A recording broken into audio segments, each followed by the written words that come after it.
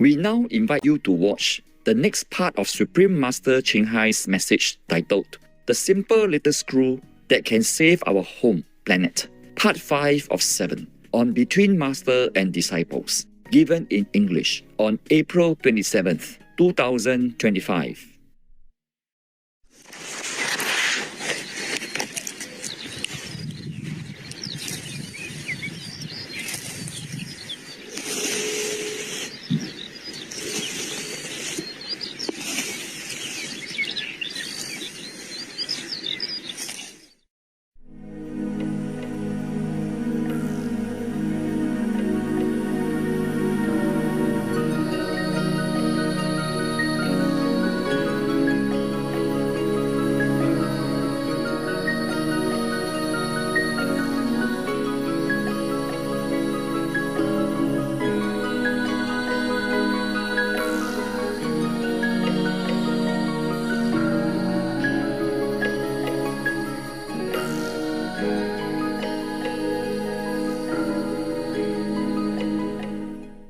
The thing is, we don't just have humans on this planet. We have other kinds of devils around in different worlds next to our planet, and they influence some, especially those who already have warlike tendencies embedded in their being. Then it's easier for demons to influence them, to possess them, and make them cause war, cause trouble, or all kinds of suffering for other humans.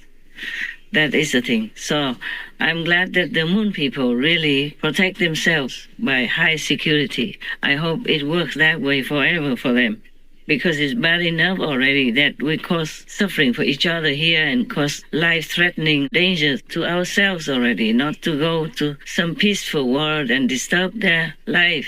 That's not fair. They do nothing wrong to us. They even go around and try to help in whichever way they can for our safety. I just hope the moon people don't go too deep inside our own karma and then get sick themselves and bring it back to the moon. Oh, please, God, protect these moon people. They are so good. And then in the beginning of our conversation, I already asked the king, why is it that they are so kind to me? Me and my other monks in former times, when I had a lot of monks, we didn't have a home. So we camped in the nature, near the river, stream, so that we had water to drink. And we just sang or roasted potatoes between my lectures. And so I said, why are you so kind to us, because sometimes when we were singing in nature under the moon, your moon just stood still for hours on end until we finished and we wanted to go to sleep. Then you just dropped down behind the mountain so fast. Many of the monks are still alive, and so I'm not telling just a story. It's a true story, yes. And similarly, many times different things, or the moon just smiled so bigly, as if you were looking at the face of a human in the sky. The whole moon became a face, a smiling face. One of your brothers, in Costa Rica, he saw it. And one of the monks saw it and still remembers. Maybe he told it one time to somebody or not. But I'm telling you a story in which the witnesses are still alive, yeah? I'm just telling you. And many other things, a lot of things. Before, I used to take the monks and nuns around when we went anywhere. So they witnessed many things that outside brothers and sisters did not. These are some of those things. So I asked him, also, sometimes you send me love, the moon, when I just think about you or try to take a photograph in an impossible corner of the forest, and you just send me a heart like that, so clearly, with even the black ring around the heart, so it made it more prominent. Why have you been so kind to me like that, so friendly, so loving? He said, because we love you. That's what he said, so simple like that. I said, I love you too. I think we all love you, the humans and the animal people. We all love you. You're so beautiful in the sky. You're so unique. Without you, I don't know what we would feel, to live without the moon. So I was happy to hear that also. He said he knows. That's why he also tries to help with the security for our planet as much as he can. But we ourselves don't even care about our safety, security, food, water, starvation, or whatnot. People outside of our planet have nothing to do with us, still care so much about us. People from Mars, from Venus, and from the moon. As far as I know, there are more, of course. I love to speak to all of them because they have so much knowledge and peaceful energy, that you love them. But I don't have so much time to even talk. It just comes out sometimes. When it's naturally there, then I would talk to them. If not, I wouldn't run around the whole universe and from one place to another, knocking at their door wanting to chat. Just because the moon is right in front of us all the time, and the moon has been so kind and shows so much love to me, so friendly, even to the group of my monks and my nuns some years ago. At that time, we didn't have cameras. We were poor. We were just homeless. So we didn't record all these phenomena for you. But what I told you is all the truth. In fact, I missed many other details. Yeah, like sometimes we were on the beach or something and the clouds covered the whole moon. I just said, I wish, the moon comes out. And then it came out immediately. Took all the clouds away. I can see clearly. And of course, it could not be too long because too many clouds. So immediately it disappeared. But then it came back out again later. A lot of times like that. Also the sun, the same. Whenever I come out with a camera, I want to take a photograph. Of course, in the forest, it's more difficult to find a clearance. But the moon tries so hard, always comes out of the cloud or moves to another space quickly where there are no trees for me to take photographs. I'm grateful to no end for all this love around.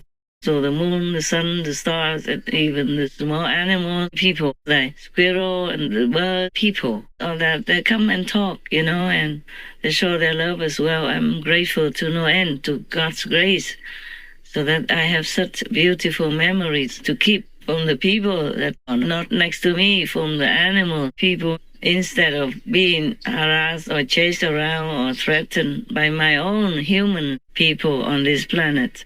So sometimes I feel very sad. So I thought, could I go and live with the moon or not? They say, yes, very welcome. I say, I guess I don't have that luck. But how about other humans? If they want to go and live with you, can they do it? So he said, yes, they can. But they have to be on our same level, number one. Number two, they have to really be committed to stay with us.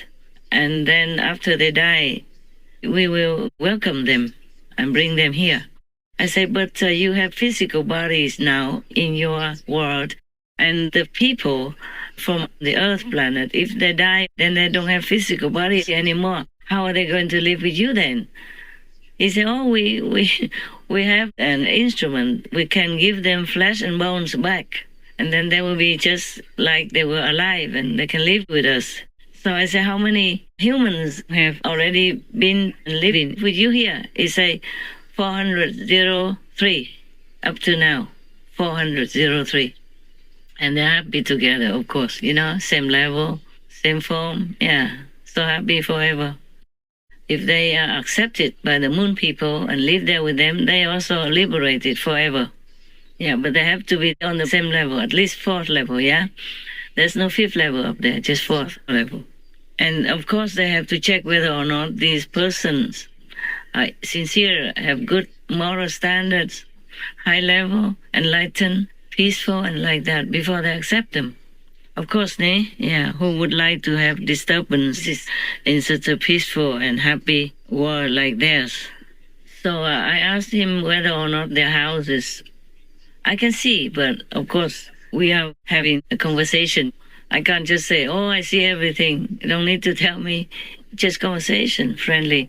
Also for you to know, yes? So I asked whether or not their houses are on the ground or in the air, because on many planets, more advanced planets, the houses are in the air, not on the ground like on this planet.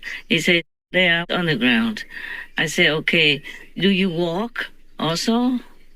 Or because you have like flying cars and what we call here UFOs like that. Do you even walk? He say, yeah, on the ground, yes. Similar to this world, but they have flying cars if they go a long way. You know, like from one corner of the inner moon to the other corner. Oh, yes. By the way, because I asked, do you live only on the bright side of the moon or on the dark side? He said both, yeah, both sides. And so they use flying cars to drive around to see each other. But they don't have to drive like we drive cars here. They use the willpower to drive whatever vehicles or whatever things they have to lift up or to work with. There's no heaviness there. It's better, eh? Over here we need a lot of instruments to lift even just some stones. And sometimes we couldn't even do that. And instruments often, when kaput, we can't use them. They take a long time to repair, or we have to throw them away and buy new ones. I asked him, how does he feel about our world, you know? He said he feels sad because we cause so much trouble to ourselves. And just a simple solution we could not even take up.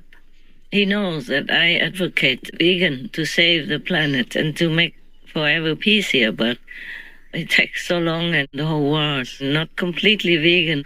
So he knows all that, and he says he feels sad. It's just one little solution, and we could easily take it up to save the whole world so that the humans can continue to live on such a beautiful planet. He said our planet is very beautiful. Yeah. Many planets envy that because we could live outside of the planet and not worry about anything. Meaning on top of the soil, you know, on top of the earth. And we could also live inside the earth, the hollow inside the earth, just like they are living in the moons in space right now. See? They also could make their own moon, their own sun, but they can regulate them so that the temperature is always the same and very healthy. Good air. And I asked him, so you have light all the time or what? He said, no, at the night. When we need to rest, then it turns off automatically. So everything there is peaceful and easy. If they don't have to eat, I guess it's more easy than on this world where people fight for food and drink and all kinds of comforts. Out of greed even. Otherwise, the planet can support enough for everybody to have enough food and comfort, the simple life. But the humans always think the more the better, so grabbing more and more is never enough. That's why there are so many problems. There's so many problems because of greed, and the strong oppress the weak like that.